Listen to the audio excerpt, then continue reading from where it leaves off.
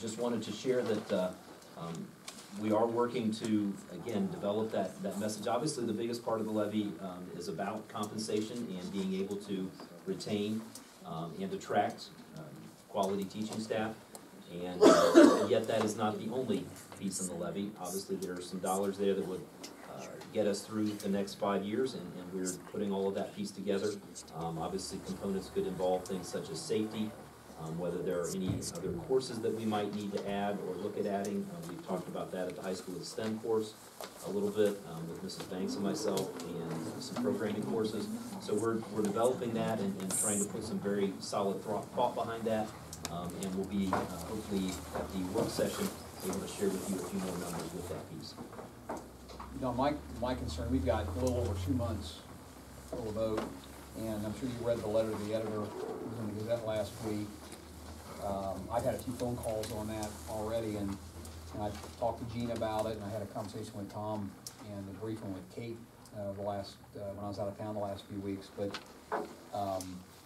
you know, we've got, the way I look at it, we've got 2% built into our forecast already. It takes us through the end of the 2 5-year levies that fall off in 3 years now, or whatever. So, and your target that you're showing is a 4% to cover steps,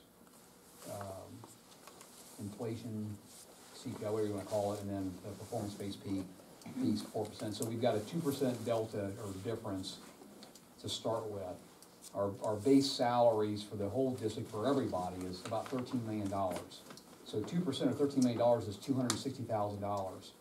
We're asking for $1,850,000. So we've got another $1.6 million that we're asking for in May, aside from remaining competitive with our staff. I think that's a huge leap.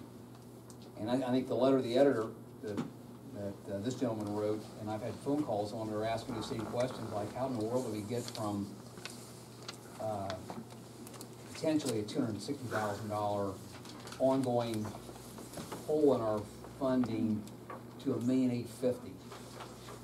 And that's what, again, developing that whole piece that obviously... But you start off by saying this levy is about teacher compensation. Well, obviously, if my analysis is right, that's a very small piece of the $1,850,000 that the board voted to put on the levy in May. I've never seen anything that shows what else is making up that $1,850,000 though. I mean, we haven't had any dialogue about that. You said you're gonna have it at the work session. I haven't seen anything that even starts going down that road. Yeah, okay. I mean, we do have that draft millage calculation. Did you get that, Scott? When did that was, I don't know.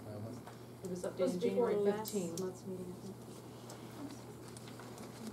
It walks through the.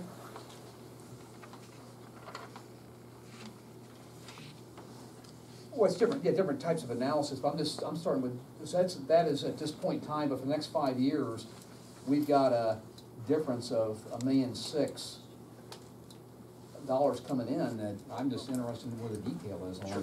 And that's how that money will be spent. We'll put all that together.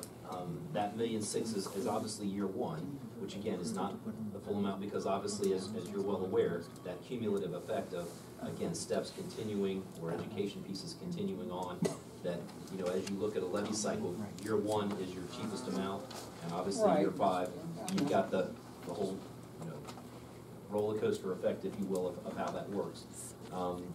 We're also looking at the education piece, which again, obviously what's been forecast in is the 4%.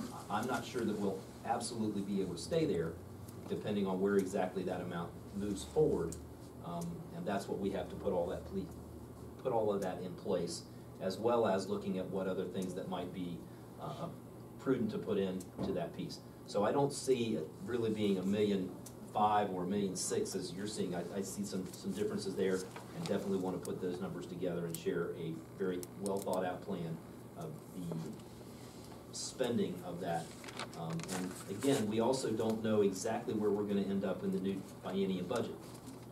You know, so I don't want to say shooting at a target in the dark, but there are definitely some things that we don't know the full effect of, that trying to calculate as pieces of that, because definitely the first numbers for the budget showed a proposal from the governor of looking at taking basically from higher wealth districts and giving to lower wealth districts, and basically expecting that need to be made up through your local revenue funding. So all of those things kind of play in, and definitely understand the whole levy fatigue piece, and not trying to be short-sighted on where that number is, or what we may need to be able to do to be competitive in terms of salaries. That's the other piece. If other districts are continuing to raise their salaries, then we need some dollars in there to be able to cover that as well, to be competitive, which was, again, the purpose of the levy. My understanding was to be able to be competitive in terms of compensation. So we'll definitely have numbers for you at the work session to share with that.